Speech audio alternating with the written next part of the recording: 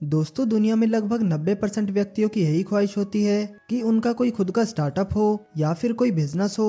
लेकिन ज्यादातर लोगों को ये समझ ही नहीं आता कि आखिर वे अपने बिजनेस की शुरुआत कैसे करें। ज्यादातर लोग ये मानते हैं कि लाइफ में जब उनके पास बहुत सारा पैसा आ जाएगा तब वह अपने बिजनेस की शुरुआत करेंगे। लेकिन ऐसा नहीं है। आपको हाथ पर हाथ रख के बैठने या इंतजार करने की कोई भी जरूरत नहीं है। अगर आप चाहें तो बिना पैसे के भी अपने बिजनेस की शुरुआत कर सकते हैं।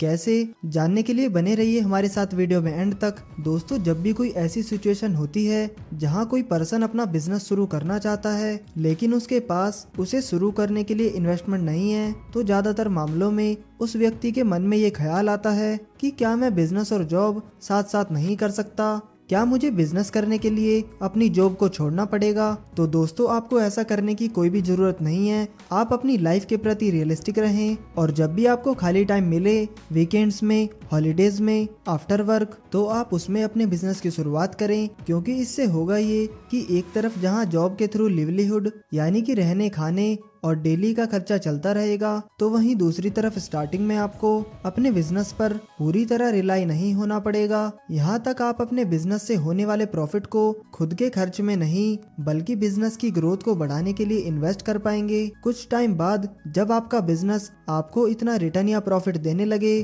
कि आप उससे अपनी मंथली सैलरी निकाल सकें और इसके बावजूद भी आपके पास बिजनेस की ग्रोथ के लिए पैसा इन्वेस्ट करने के लिए बच जाए, तो आप खुशी खुशी अपनी जॉब छोड़कर फुल टाइम बिजनेस पर फोकस कर सकते हैं। दोस्तों, कोई भी बिजनेस शुरू करने के लिए सबसे पहला स्टेप है कि आइडेंटिफाई योर बिजनेस आइडिया। एक सक्सेसफुल बिजनेस की नींव टिकी होती है एक स्ट्रॉन्ग आइडिया पर। इसीलिए अपने दिमाग पर जोर डालना शुरू करें और कुछ ऐसे आइडियाज को पेन डाउन करें जिनमें आपको पोटेंशियल दिखाई देता हो और जिनमें आपको लगता है कि आप अपना बेस्ट दे सकते हैं। ऐसा कुछ जिसे देखकर आपको ये एहसास होता है कि आप इसे दूसरों से बेटर कर सकते हैं, वो भी नए और इंटरेस्टिंग तरीके से। अपने आइडियाज को एनालाइज करें और इस बात का ध्यान जरूर रखें कि आप उस आइडिया को बिजनेस में कन्वर्ट कर सकते हैं या नहीं। ये जानना सबसे जरूरी है कि आप जिस आइडिया को बिजनेस में कन्वर्ट करने का सोच रहे हैं उसमें एग्जिस्टिंग बिजनेस कौन कौन से हैं, क्या इस बिजनेस की डिमांड और सप्लाई चेन में कोई गैप है,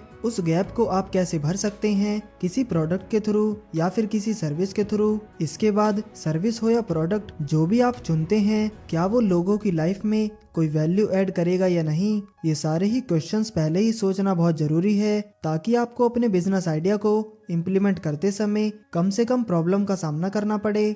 इसके बाद बात करते हैं दूसरे स्टेप की। दूसरा स्टेप है कंडक्ट मार्केट रिसर्च। स्टार्टिंग में ये बहुत जरूरी है कि आप अपने बिजनेस आइडिया से रिलेटेड मार्केट रिसर्च करें, जिसमें आपको अपने बिजनेस आइडिया से रिलेटेड इंडस्ट्रीज के बारे में पता चलेगा और आप मार्केट में पहले से अपने अवेलेबल कॉम्पिटिटर्स के बारे में जान पाएंगे। आप जान पाएंगे कि आपके कॉम्पिटिटर्स में क्या कमियां हैं, मार्केट में उस प्रोडक्ट या सर्विस में किस प्रकार की कमी है जिसे आप दूर कर कस्टमर को एक बेहतर प्रोडक्ट या सर्विस प्रोवाइड करा सकते हैं। आइए इसे एक एग्जाम्पल के थ्रू समझते हैं। ये कहानी है एक ऐसे लड़के की जो उड़ीसा के एक बहुत ही छोटे से शहर का रहने वाला है, जिसका नाम है रितेश अग्रवाल। रितेश का जन्म साल 1993 में रायगढ़ जिले के विषमकटक नाम के जगह पर एक मिडिल क्लास फैमिली में हुआ था। रितेश ने अपनी 10वीं तक की पढ़ाई अपने टाउन से ही की और बाद में फैमिली की इच्छा थी कि बेटा इंजीनियर बने, तो वे आईआईटी की प्रिपरेशन करने के लिए कोटा चले गए। रितेश का कोटा में बिल्कुल भी मन नहीं लग रहा था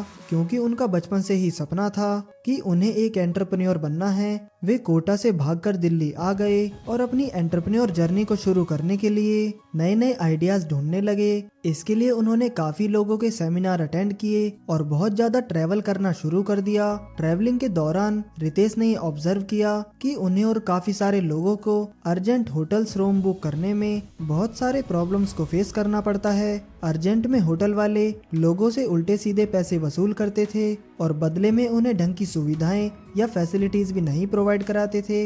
यहाँ तक कि रूम्स और वॉशरूम्स में भी ढंग से सफाई तक भी नहीं किया करते थे। साथ ही ज्यादातर लोगों का बजट लिमिटेड होने के कारण वे उन होटल्स को अफोर्ड नहीं कर पाते थे जिनकी रेटिंग्स बहुत हाई थी। इसीलिए रितेश ने डिसाइड किया कि वे होटल इंडस्ट्री में ही काम करेंगे। उन्होंने होटल्स पर अपनी रिसर्च करना शुरू कर दिया। रिसर्च के दौरान उन्हें इस इंडस्ट्री की एक और कमी पता चली कि पूरे इंडिया में ऐसे बहुत ही कम होटल्स हैं जो कपल फ्रेंडली हैं। ऐसे होटल्स की तादाद बहुत ही लिमिटेड है जहां स्टे करते टाइम कपल सेफ महसूस कर सके। रितेश ने एक एक कर होटल्स इंडस्ट्री की सारी कमियों को आइडेंटिफाई किया और इन्हीं को आधार बनाते हुए अपनी एक कंपनी को लॉन्च कर दिया, जिसका नाम उन्होंने रखा ओरावल स्टेज। साल 2013 में उन्होंने अपनी कंपनी का नाम बदला और दूसरा नाम रखा ओयो।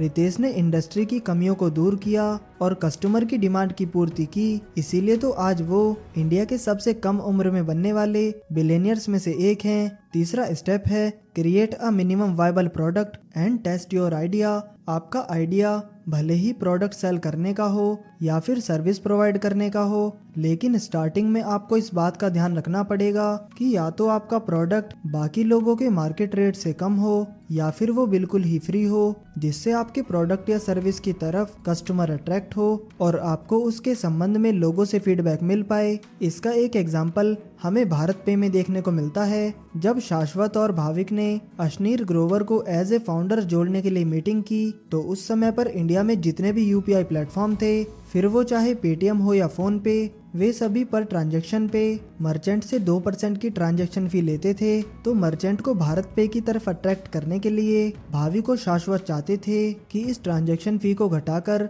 वह मर्चेंट से बस 1% फीस वसूल करेंगे। लेकिन अश्नीर ने इस पर आपत्ति जताई और उन्होंने कहा कि इस तरह तो मार्केट में ट्रांजैक्शन फी को लेकर बल्लड़बाज बन जाएगा। आज तुम 1% करोगे, कल कोई दूसरी कंपनी 0.9% करेगी, फिर तीसरी कंपनी 0.8% करेगी। ये सिलसिला तो कभी खत्म ही नहीं होगा, इसीलिए मेरी मानो और ट्रांजैक्शन फी को 0 करो। अश्नीर की बात मानी गई और उन लोगों ने ऐसा ही किया, जिससे काफी सारे मर्चेंट्स पेटीएम और फोन पे को छोड़कर भारत पे यूज करने के लिए राजी हो गए और बाद में मार्केट को देखते हुए फोन पे और पेटीएम को भी अपनी ट्रांजैक्शन फी 0 करनी पड़ी। जब लोग आपके प्रोडक्ट या सर्विस की तरफ अट्रैक्ट होने लगते हैं, तो अब आप अपने बिजनेस को ग्रो करने के लिए लोगों से क्राउड फंडिंग भी इकट्ठा कर सकते हैं। यहाँ तक कि आप क्राउड फंडिंग के लिए पर्सनली जाने के अलावा सोशल मीडिया प्लेटफॉर्म्स का भी सहारा ले सकते हैं। सोशल मीडिया के थ्रू आपकी पहुंच इंटरनेशनली हो जाती है और आप घर बैठे बैठे अपना नेटवर्क इतना स्ट्रांग बना पाते हैं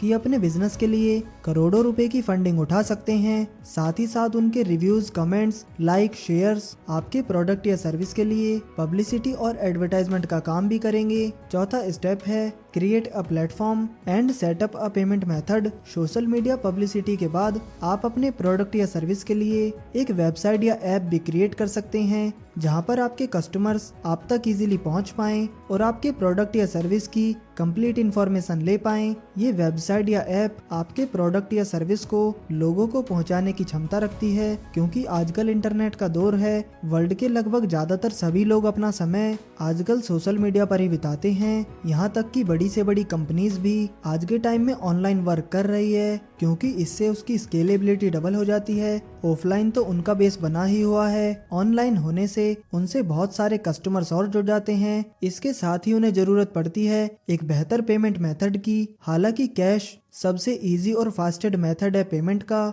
लेकिन हर चीज कैश में करना पॉसिबल नहीं है, और वो भी आज के दौर में जब लोगों ने कैश कैरी करना बिल्कुल कम ही कर दिया है। आपको जरूरत है एक ऐसा पेमेंट सेटअप करने की जो बहुत ही इजी, फास्ट हो और हाईली सिक्योर भी हो। इसके साथ ही इस बात का भी ध्यान जरूर रखें कि उसमें कस्टमर्स की कम से कम ट्रांजैक्शन फीस लगे। आप चाहें तो इसके लिए यूपीआई का इस्तेमाल भी कर सकते हैं, जो कि आजकल इजीली एक्सेसिबल है प्रत्येक व्यक्ति के लिए और साथ ही हाईली सिक्योर भी है। इंडिया का लगभग हर व्यक्ति आजकल इस यूपीआई का इस्तेमाल कर रहा है, तो जिसमें कस्टमर को आसानी हो वो सबसे अच्छा पेमेंट मेथड है। फिफ्थ यानी कि पांचवा स्टेप है एक्सप्लोरिंग फंडिंग ऑप्शंस। अगर आपका बिजनेस उस स्टेज पर पहुंच चुका है जहां आपका एक कस्टमर बेस तैयार हो चुका है, मार्केट में आपकी एक पहचान बन चुकी है और आप अपने बिजनेस की ग्रोथ करने के लिए तैयार हैं, तब ऐसी स्थिति में आपको जरूरत पड़ेगी कैपिटल की। कैपिटल के लिए आपको नए नए फंडिंग ऑप्शंस खोजने पड़ेंगे। ट्रेडिशनल तरीके में लोग बैंक के पास जाते थे लोन लेने के लिए,